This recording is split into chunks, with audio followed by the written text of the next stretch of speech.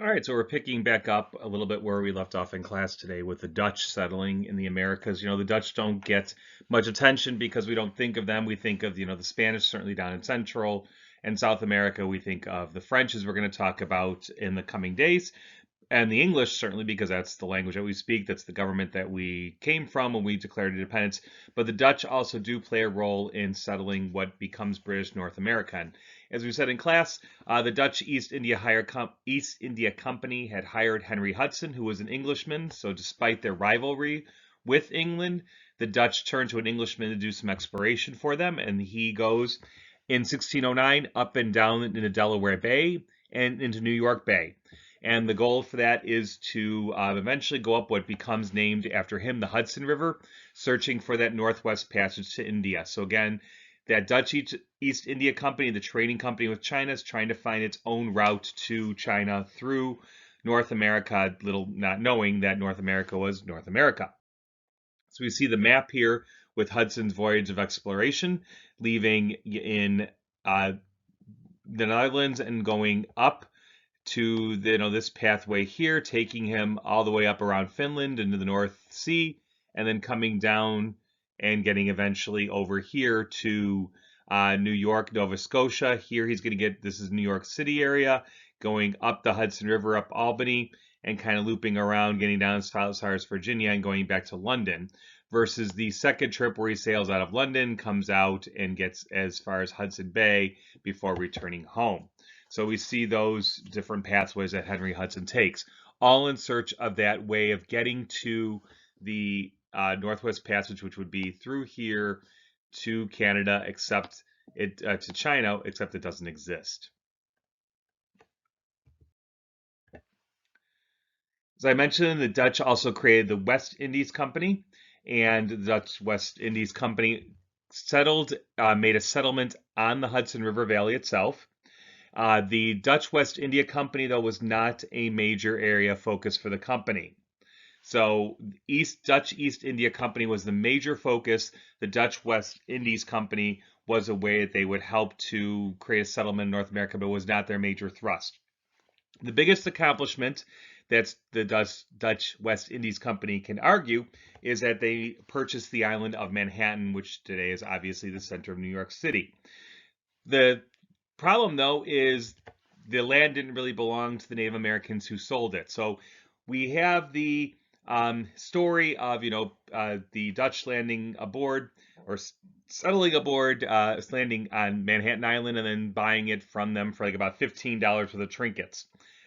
Here's how what historians have generally come to understand is that the Lenape Indians, who actually lived on Manhattan Island, did not have exclusive rights to the island. If the Lenape had possession of Manhattan Island, they may not have understood what the settler Peter Minuit, that's this gentleman here, his name was Peter Minuit, was trying to propose in his negotiations, which he asserted had included land rights. Now, again, remember, Native Americans didn't have that concept of land being possessed by people. The land was in common. Native Americans moved around. They had their hunting regions, but they did not have a concept that land exclusively belonged to people and it was the people's land. Several historical theories suggest that the Lenape were simply looking for safe passage from the Dutch, being able to pass back and forth on Manhattan Island. And somehow Peter Minuit negotiated with the Lenape for ownership of the island. Even the amount of what Peter Minuit was able to trade for has been scrutinized. The Dutch West Indies Company document gives an estimate of roughly what they had 60 guilders, which would have been the value of about $24 at the time, which today would be a whopping sum of $500.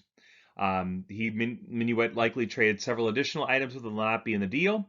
The items probably included glass beads, which you can see here in the painting, metal tools, bowls, knives, and possibly fur pelts.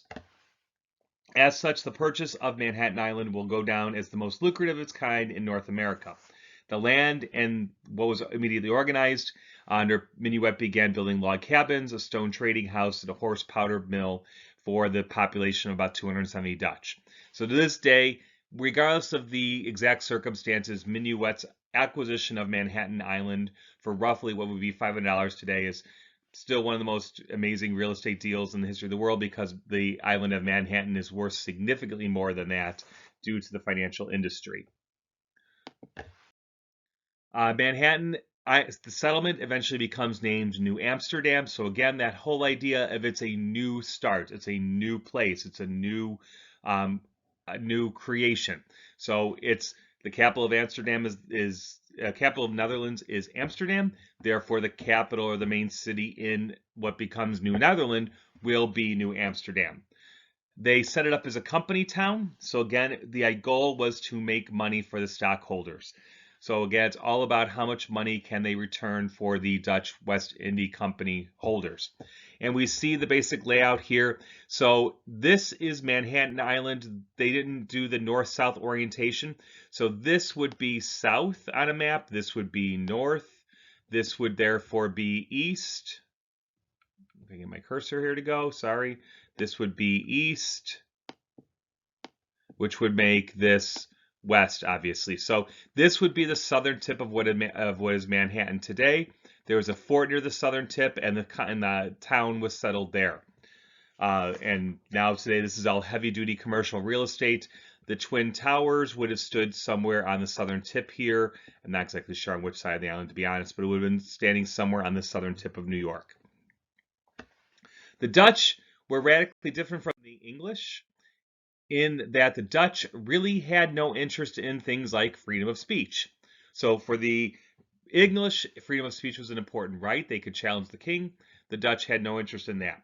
They had no interest in the democratic practices such as voting. It was going to be a company town, and the company directors were going to call the shots. The other thing that they didn't like is dissent from the church. So the formal church of the colony, the formal church of the Netherlands at the time, was the Dutch Reformed Church. That was the state church. That was the state religion. So anybody who tried to divert from that was not welcome and not encouraged. So when Quakers made their way, they, like they were up in Massachusetts, persecuted by the Dutch. There was some protest from the colonists in New Amsterdam, so that after a while, the Dutch company did give them a chance to create an assembly with some limited powers. So they're looking at what they're hearing about going on in places like Massachusetts, down in Virginia, and they asked for an elected assembly with some powers, and the Dutch West Indies Company did grant that to the residents of New Amsterdam, or New Netherland. What makes New Netherland different from other colonies is that the colony had an aristocratic flavor. So who's coming to Virginia? People who are traders, people who are townspeople and want to make money. Who's going up to Massachusetts Bay and Plymouth Bay? Religious dissenters seeking a way to practice their religion freely, but also to make some money for themselves. There was a commercial aspect to them. Who's in Maryland? Catholics trying to escape from persecution. In New Netherlands, though, it had a very different kind of background. It wasn't common people.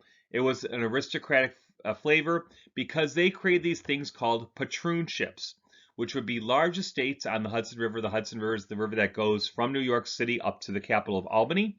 And they would be given to people who would agree to settle 50 people on them. So if you were a Dutchman and you wanted to go and settle in the Americas, if you got 50 other people to come with you to settle in New Amsterdam and New Netherlands, the Dutch West India Company would give you this large chunk of land, this estate called a patroonship. And you would basically have the control of that platoonship. It would be your land. You'd be almost lord of the manor like in medieval times. One area that was a patroonship that was given in New Amsterdam was larger than the state or the colony, which became the state of Rhode Island. So again, think about the size of this land grants that were given to these people. These are large chunks of land for somebody to rule and make economic profit from. New Amsterdam is a seaport. It's right there on the Atlantic Ocean, also on the Hudson River, so it's got a mix. It's able to get goods upstream and out to England. So, sorry, out to the Netherlands at the time. So it has a mix of people. In the 1640s, a French Jesuit, a French priest, traveled there and reported that 18 different languages were spoken in the city of New Amsterdam and in the colony of New Netherlands. In 1654, the colony welcomed Jewish refugees from Brazil. So Jewish settlers had left Portugal, had left Spain, and went to Brazil. There they were persecuted as well, so they try to escape from the Brazilian persecution, and they get up to New Netherland, New Amsterdam, where they were welcomed as residents. Going back to that patroon ship here and lining the Hudson River. So here is the Hudson River, this blue line on the map. This would be the Hudson River. And it goes from the tip of New Amsterdam down here in the south, which would have been where it connects, up to what is Fort Orange, or what we know of as Albany today. So they would have just carved aside chunks of land and given these chunks to different groups of people, and these patroon ships would have been governed by those patroon ships. So it extends a large distance there. Fort Orange itself became the base for dealing with Native Americans. And the main tribe that they're dealing with is the Iroquois Confederacy. And we'll talk more a little bit about the Iroquois as we start getting into the French and English relationships at the time. What we see here is a painting. It's a painting of, just a simple title, A Woman, by Gerrit, and I'm going to mispronounce the Dutch name, but Dwierchink. It was painted sometime between 1690 and 710. It shows a prosperous woman in colonial New York. She's got a beautiful, elegant silk dress that you can see with the lacing that is very intricate. That would have been made very expensive. She has coral and a Chinese fan, and this is a Turkish rug. So again, showing that she has the ability to get goods from all across the world. So again, New York, even what becomes New York, New Amsterdam, even in the 1690s and up to 1710, starts to become known as a major center of commerce. She would have been, again, one of these leaders in the colony and one of the wealthy people in that colony. Of course, every colony has its issues, and there were problems in New Netherland just as there were in other colonies. So first, the directors of the colony were overall incompetent. They didn't quite know how to govern very well. They didn't get the right supplies, and overall it was just kind of a mess. The company put the needs of the company over that of the settlers. They were more concerned about making profits rather than keeping the settlers happy or even keeping them sometimes safe. So when you've got your commercial interest outweighing safety interests, the residents of the colony are not going to be very happy. That leads to conflicts with Native Americans. The conflicts with the Native Americans leads to raids. And so how do you protect yourselves when you are on an island? Now you have the water all the way around three sides of you, but how do you protect yourselves from the Native Americans who are still living on Manhattan Island? You build a thick wall, and that thick wall becomes the origins of today's Wall Street. So this wall was a barrier to prevent Native Americans from crossing into the New Amsterdam colony. That wall is where modern day Wall Street, the financial center of the United States, is there today. New Englanders didn't want the Dutch in the area. Okay, so people from England didn't want the Dutch. They didn't get along with them and they wanted them out. And there's another group that comes in, and we may not even really realize this group came in, but from 1638 to 1605, there was an area called New Sweden in the Americas. So all these countries are trying to get land in Americas and trying to make money, because from that time period, that 1630s, that 16 to 1650s, this is the golden age for Sweden under their king Gustavus Adolphus. So Sweden has reached its height of political and economic glory in the Middle Age, and I'm sorry, in the early modern era, and so they're going to go out in the colonizing game. How do the Dutch handle this? The Dutch send a guy out by the name of Peter Stuyvesant to clear them out. So Peter Stuyvesant is sent over from Netherlands over to New Netherland to clear out the Swedish settlers. Stuyvesant was known as Father Wooden Leg by the Native Americans because he had lost part of his left leg in fighting with the West Indies. So he walked around with a peg leg, and Native Americans were fascinated by that. And we see in this slide here, this is the colony again. This is not set on the axis of north, south, east, west. So this would be over on this side here. Sorry, give me a second to find again the cursor. So this would be north over here. This therefore would be east. I'm sorry, this would be west. Oops. This is west. This is south. and this would be east. So you see again the colony. Here's that fort that was there at the very tip to bombard any ships who were coming down and trying to attack it. And here we see this thick wall that starts to be known as Wall Street. So this becomes the wall that's going to wall them off from protecting the Native Americans, and where modern Wall Street lines Manhattan today. Little briefly on the Swedish. What do the Swedish leave behind in the United States? The Swedish leave behind log cabins. So log cabins, Abraham Lincoln was born in one. I was born and raised in a log cabin. That's kind of the Western frontier approach. Log cabins actually came over from Sweden. So those structures, those ideas, that type of housing is a Swedish legacy that we still see in the United States today. And here's a map overall showing the colonies area with Dutch. So the purple are the Dutch settlements. So the Dutch are all lining up and down the Hudson River is kind of where they're going to occupy. We see the English over here in Massachusetts Bay. We talked about them before, and down here in Connecticut Bay. The French, we're going to get into them later on, but they're up here lining the St. Lawrence River. And you've got the Swedish down here. There's a little bit of Swedish people right in what is today the New Jersey area. So New Sweden, you got the English down there. So this is a map probably around the end of 1630s, 1640s, and you can see the different areas of competition. And if we again want to zoom in on where Sweden's occupying here, here's would be the southern part of New Jersey. I know my map. The southern part of New Jersey here, and the southeastern part of Pennsylvania, and the very northern tip of Delaware.